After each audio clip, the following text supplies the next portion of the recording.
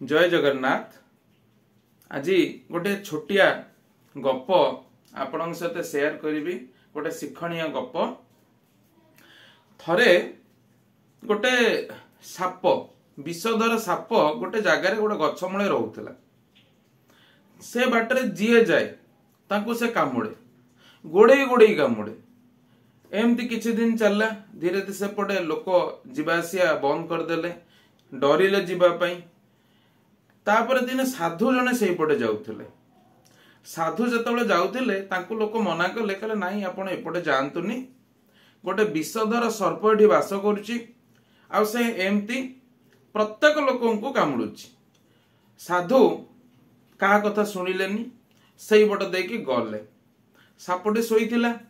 साधु को देखी सांगे सांगे फणा टेकिकी उत्यक्त हैला कामुड़ीबा पई। साधु संगे संगे कौन कले, तांका कमंडलरू जल आनिकी साप उपरे सिंचन कले, बा साप उपरे छिंची देले। छिंची देला परे कौन हैला ना, से साप हठात तार ता पूर्व जन्म कथा मने पड़ी गला। आउ से पूर्व जन्मर स्मृति बଳରେ साधुंकर से जो दिव्य शक्ति बଳରେ से जानी परिला कि से पूर्व जन्म रे एमिति किछि खराब काम करिछि, जोथि पई आज ताको गोटे सर्प जन्म मिलिछि। तेणु से तार भूल भी जानी पारला, कौन भूल करिथिला। सेठु से साधु को गोड़ तले पड़ीगला। मते रक्षा करिवार किछि बाट कहंतु। मु बहुत पाप कलिनी, बहुत लोक कामुड़ीची, ए जन्म रे भी पाप कलिनी, पूर्व जन्म रे भी पाप करिथिली। मते आपण किछि बाट बतांतु जहा द्वारा मैं पापरु मुक्त होई परिबी। साधु संतुष्ट हेले। साधु संतुष्ट हेई ताको कहिले, तू गोटे काम करिवु, आजिठू तू काहाको कामुड़ीबुनी। सेठू साधु एति कहि देकी सेपटे पळेई गले। सापटे ठीक सेया कला। ठीक सही दिनटू से आ कामुड़ीबा बंद करदेला, काहाको आ कामुड़िलानी। धीरे धीरे साधु का आसीबा कथा सेई खंडमंडल रे प्रचारित हो गला। लोक साहस कले धीरे धीरे से बाटरे जीवा पई। धीरे धीरे जीवा को आरंभ मध्य कले। देखिले सापटी सोईची किछि करूनी। सेई बाट देकी ता पाख देकी धीरे धीरे गले। तथापि देखिले सापटी सोईची किछि करूनी। तापरे किछि दुष्ट पिला ताको गोटे बाड़ी धरी खेंचिबा पई आरंभ कले। तथापि सापटी किछि करूनी। तापरे ढेला पतर फोपाड़िया को आरंभ हैला। तथापि साप किछि करूनी। धीरे धीरे से सापटी क्षत विक्षत की रुग्ण हो पड़ला। किछि दिन छाड़ी से साधु पुणी से बाट देकी जाउथिले। साप को देखिले। साप से साधु को प्रणाम कले। साधु से सापर अवस्था देखिले। कहले तोरे अवस्था कला किए, केमिति अवस्था हैला? कहले आज्ञा आपण कहिथिले काहाकू कामुड़ीबुनी। मु सेई दिनठू काहाकू कामुड़ुनी। एइठी एमती पड़िकी रहिछि, जहा फଳରେ कि ए बाटरे जाउथिबा लोक मते धीरे धीरे ढेला पत्थर फोपाड़ी खेंची बाड़ी रे मोरे अवस्था करिसंती।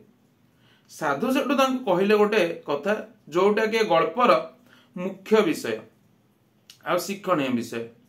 साधु कहिले, अरे मूर्ख, मु तते कामुड़ीबा पई मना करथिली, फं देखिया पई कोन मना करथिली? तते तो मु मना करनी, फं देखिया पई समस्त टिके तो डराइबा पई पड़िबो। से दिनटी कही साधु पुणी पळेई गले। तापरे सापटी ठीक सेया कला। धीरे धीरे सेंती लोक सेपट गले। जेतबेले ता पाख देकी गले किछि कलानी, किंतु जेतबेले बाड़ी रे खेंचिया को आसिले सापटी फं देखेला, किंतु चोट मारलानी। टेका पकेया को आसिले फं देखेला, किंतु चोट मारिलानी। ता परठू साप मध्य शांति रे रहिला, लोक भी शांति रे रहिले। मोर कहिबार उद्देश्य, जेतबेले गोटे लोक एई जगत रे बाहरु शांत हवा पई चेष्टा करे, सेतबेले विभिन्न बाधा विघ्न आसी पहुंचे। तेणु बाह्यत टिके फं देखेबा कथा, शांत भीतर रखिया कथा। भीतरे काहा प्रति मनरे द्वेष भाव, शत्रुता भाव रहिबा कथा नुह।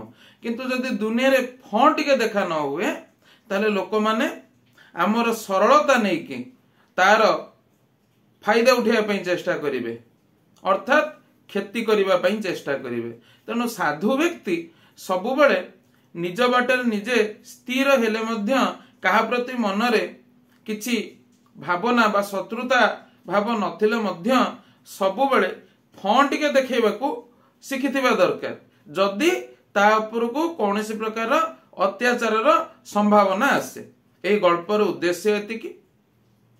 आजिर वीडियो कौन शिखिले मते कमेंट करके जणाइबे। जय जगन्नाथ।